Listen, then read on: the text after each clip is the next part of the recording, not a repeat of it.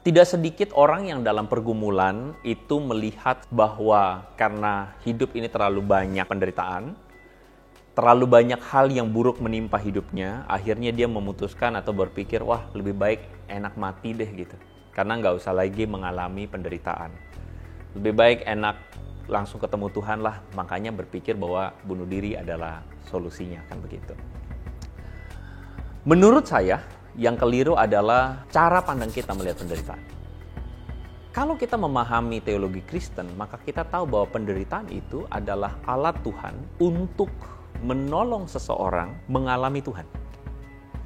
Penderitaan itu adalah alat Tuhan untuk menolong seseorang menemukan Tuhan. Makanya Ayub itu adalah seorang yang mungkin satu isi Alkitab itu kita bisa melihat Ayub itu penderitaan yang paling berat. Dia kehilangan harta benda, kehilangan anak-anaknya, bahkan istrinya sendiri mengatakan sama dia, kutukilah Tuhanmu dan matilah. Kan begitu. Di tengah pergumulan yang begitu luar biasa berat, dia juga mengalami sakit, barah, dan sebagainya. Tetapi kalau kita baca penutup dari Ayub itu, Ayub mengatakan begini, dari kata orang saja aku mendengar akan engkau, tapi sekarang mataku melihat engkau. Ayub ingin kasih tahu bahwa melalui penderitaan yang begitu panjang ini, pergumulan dia dalam menyatakan, Tuhan, apa salahku? Sampai-sampai aku kena penderitaan. Percuma aku berbuat baik. Tuh orang juga yang berbuat dosa pun tidak mengalami penderitaan yang aku alami. Ayub bergumul menghubungkan antara perbuatan baik dan penderitaan dia. Kalau dia saleh, kenapa dia menderita? Tetapi pada akhirnya Ayub sampai pada satu kesimpulan, ada maksud dan rencana Tuhan yang tidak bisa dia ketahui. Tapi dari penderitaan itu, akhirnya dia bisa melihat Tuhan.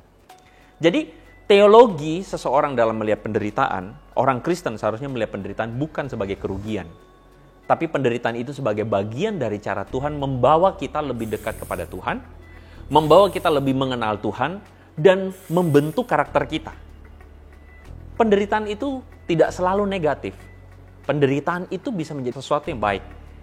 Makanya orang Kristen yang mengalami penderitaan, terus berpikir, lebih baik aku mati saja, adalah orang Kristen yang tidak mampu melihat penderitaan dari sisi yang baik, sisi yang benar. Kesedihan yang sedang engkau alami itu real. Menangis, menderita, kecewa, putus asa, itu real. Itu bagian dari hidup. Tapi ketahui satu hal, di tengah keadaan-keadaan seperti itu, coba lihat ada Tuhan yang sebenarnya mengizinkan hal-hal buruk itu terjadi. Kalau engkau mau marah sama Tuhan, silakan marah. Tetapi dalam perjalananmu itu, belajarlah melihat bahwa kadang Tuhan mengizinkan penderitaan, hal yang buruk terjadi dalam hidup kita untuk membentuk kita. Mengajarkan kita satu hal yang penting. Mungkin Tuhan lagi mengajarkan hidup kita untuk menjadi berkat buat orang-orang juga yang mengalami keterpurukan yang sama. Mungkin Tuhan sedang mendidik kita, menegur kita.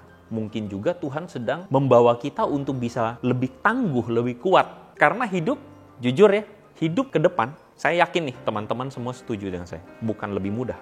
Betul nggak? Kayaknya hidup kalau jadi lebih mudah itu tidak realistis. Lebih realistis hidup akan lebih sulit. Ketika hidup lebih sulit hari ini, hari depan lebih sulit, maka hari ini engkau harus bangkit. Supaya nanti ke depan bisa lebih kuat lagi.